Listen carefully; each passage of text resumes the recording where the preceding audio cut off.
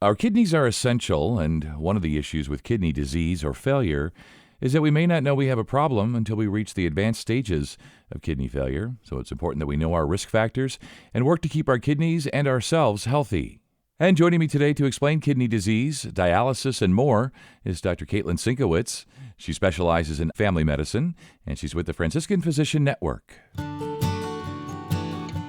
This is the Franciscan Health DocPod. I'm Scott Webb. Doctor, thanks so much for your time today. We're essentially going to talk about kidneys, how they function, kidney disease, keeping our kidneys healthy, and all the above. But before we get to all of that, maybe just tell us, what do the kidneys do? How do the kidneys function? Why do we need the kidneys? So our kidneys work to regulate our fluid levels more than anything in our body. They also filter out wastes and toxins from the blood, maintain our mineral levels, maintain our acid-base or pH balance. They also activate vitamin D to help our bones stay healthy, and then they release hormones to signal production of blood cells so that we don't develop anemia. So if I'm interpreting here, Doctor, what you're saying is we need the kidneys. They're important. They serve many functions in our bodies, right? Yes, our kidneys are a very important organ. That's why we have a whole month dedicated to them in March. So yes, they're important for our survival. When we lose function in our kidneys, you would die pretty quickly if they stop working. So that's why we have dialysis centers, why you see them all over the neighborhood. Yeah. What dialysis does is it just replaces the kidneys' filtering abilities and maintaining that mineral and pH balance so that we can keep living, but then we lose out on all the other important functions of those kidneys. Yeah, absolutely. As you say, the kidneys are so important. They have their own month, and that's why we're kind of talking about them. So let's talk about, when we think about things that can go wrong with our kidneys, what causes kidney disease? So there's a lot of different risk factors for kidney disease, and we kind of break those down into different things. So there's the non-modifiable risk factors. Those are things that we can't change. That's your age. That's what weight you were when you're born. That's our family history that sets us up to have kidney issues or have autoimmune diseases like lupus or scleroderma that can cause issues with the kidneys. Then we have other conditions that are health conditions. So we want to optimize these with your primary care doctor or with your specialist to kind of help your kidneys. So those are health conditions like diabetes, high blood pressure, high cholesterol, getting chronic urinary tract infections, getting kidney stones, or using anti-inflammatory medications. And then we also have modifiable risk factors. These are things that we do that can damage our kidneys that we have the capability of changing. That's things like smoking cigarettes or obesity, and then dehydration, not maintaining enough fluid intake to keep our kidneys healthy. Yeah, I see what you mean. So there's things that are modifiable, things that we can do, behavior, lifestyle, quit smoking, lose weight, and so on. And then there's the things, the dreaded sort of family history and genetics that there's just, no matter how hard we try, we just can't outrun. Is there an age range or gender that's more commonly affected by kidney disease? So age range is people over the age of 60 tend to have a little bit more risk for kidney disease. Other people, when we look at ethnicity, Black or African Americans are 3 times more likely to have kidney issues, and then Hispanics and Latinos are 1.3 times more likely. So certainly minority populations have a much higher risk of kidney disease. Those populations also tend to have higher rates of high blood pressure, diabetes, obesity, and heart disease, and all of those are also risk for kidney disease. So getting overall health conditions optimized, following up with your primary care doctor closely to maintain good blood pressure, good control of your blood sugar, maintain a healthy weight, and maintain good control of your cholesterol can really help prevent kidney issues down the line. Yeah, it really can. And we're going to finish up here when we get to the end here today and just talk about keeping our kidneys healthy. But if I'm understanding you, and I think I am, it's really, keeping your kidneys healthy, but it's keeping the rest of you healthy as well, because the rest of you is what helps the kidneys, to function properly. So we'll get to that. But before we get there, and you had talked about sort of the non-modifiables like lupus and things that can affect the kidneys. So what are the primary symptoms with kidney disease, and how do you diagnose? So we diagnose kidney disease mostly using labs, but we also look at your vital signs. So sometimes people with kidney disease may present and have swelling in their body. They may have elevated blood pressures. And then we would look at labs like your glomerular filtration rate or your GFR. That tells us how much fluid your kidneys are able to filter per hour. So we get a number value for that, and that tells us how well your kidneys are functioning. We can also check your electrolytes, which is like your sodium and potassium level, along with your phosphorus and magnesium levels. That gives us an indication whether that kidney is functioning well, whether those filters are operating the way that they're supposed to. All right, so when folks present in the office and you're taking a patient history and doing an exam and sending them for labs and all of that, how do you figure out the stages? What are the stages of kidney disease? And then ultimately, doctor, what are the options to treat kidney disease? So we stage kidney disease. It's broken down into 5 different stages. So each of the stages refer to how well your kidneys are working. Kidney disease tends to worsen over time. So in early stages, stages 1 through 3, your kidneys are still working to filter the waste out of your blood. As we get into later stages, your kidneys have to work harder and they may not actually work all together. So when we stage it, we use that glomerular filtration rate or GFR. When you're filtering at a 90 or higher, you have a little bit of kidney damage, but they're pretty much working as well as normal. Stage 2 is when you get less than 90, but still more than 60. And so that's mild kidney damage, but again, they're still working pretty well. Once we get into stage 3, we divide it into A and B. So 3A, still that mild to moderate damage. Our GFR is down between less than 60, but still more than 45. Once we're less than 45, we're into stage 3B. That's kind of our warning phase where we are starting to look pretty seriously at what's going on in your kidneys. We may need to start seeing a kidney specialist because they're just not working like they should to filter the blood.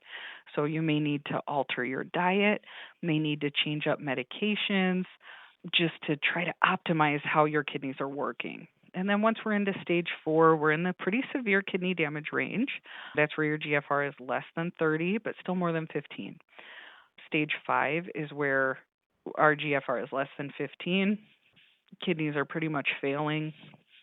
And so, then we start looking into, do we need to do dialysis, which is where we hook you up to an outside machine to do the job that the kidneys do. Yeah, and doctor, when folks get to stage 5 and dialysis is really the only option, can they expect to just permanently be on dialysis unless they get a transplant? How does that work? Typically, that is the case. Kidneys, when they start taking damage, they can improve a little bit, but once you're into that needing dialysis, unless there's an acute cause, like an illness that has caused this, an acute kidney injury. So when I'm speaking more about chronic kidney disease.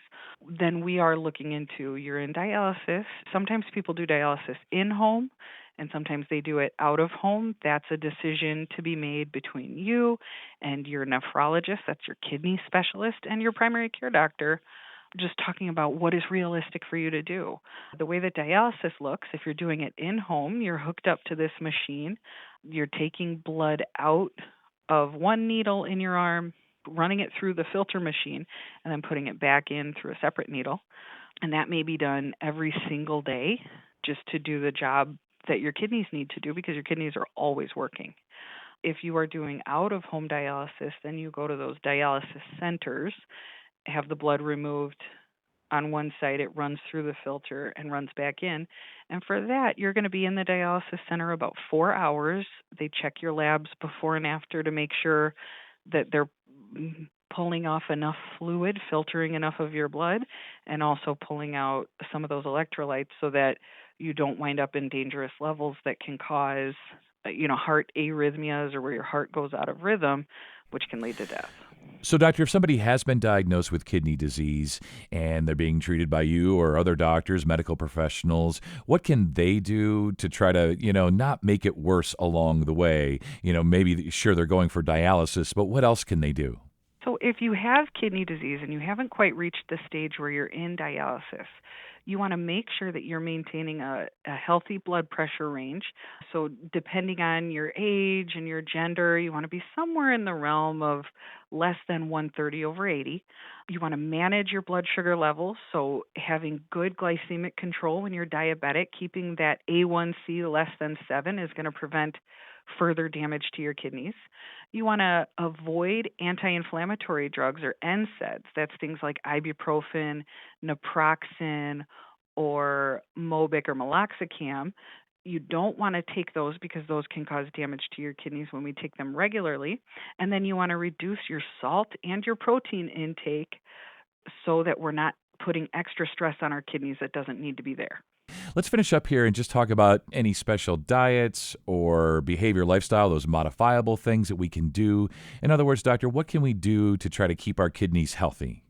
There's a lot of things that are just kind of no-brainers as far as overall health.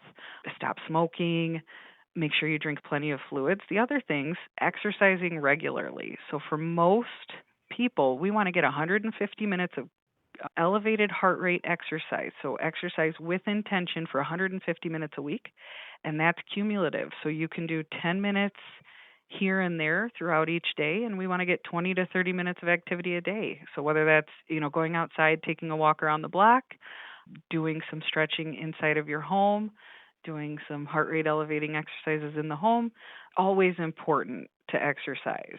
Next up, we want to stay hydrated, making sure that we're drinking plenty of fluids that are good for us. No added sugars. We don't want a lot of chemicals. So regular old water is going to be best for you. Want to maintain a healthy body weight, and we want to follow a balanced diet. So things that people don't think about with regards to dieting, we think about all these different fad diets that come out. Doing keto has been so popular lately. Sure.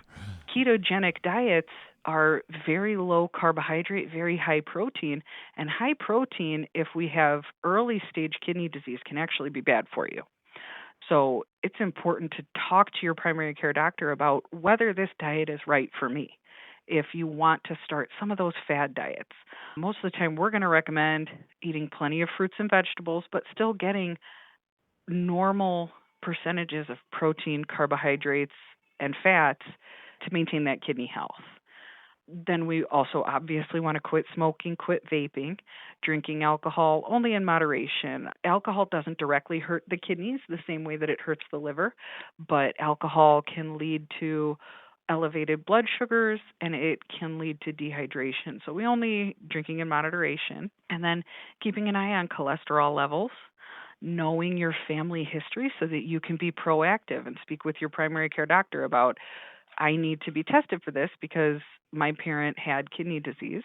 And then, of course, having a primary care doctor so that you can get your physical every year to keep an eye on that kidney health. Because our concern with kidneys is that kidneys sometimes are silently failing, meaning that we're losing that kidney function and we don't know what's happening. So following up with your primary care regularly can keep an eye on those things and make sure that we're not causing damage that can be avoided. Yeah, as you say, my takeaways today are obviously having a doctor, speaking with your doctor, seeing your doctor, regular visits, being aware of our family history, personal history, and, in the end, doctor, just speaking up if we just don't feel well, if something's affecting us, kidneys or otherwise, speaking with our doctors, being referred when necessary, all good stuff today. So, doctor, thanks so much for your time. You stay well. Thank you so much. And to learn more about kidney health, go to franciscanhealth.org. And if you found this podcast helpful, please share it on your social channels. And be sure to check out the full podcast library for additional topics of interest. This is the Franciscan Health DocPod. I'm Scott Webb. Stay well, and we'll talk again next time.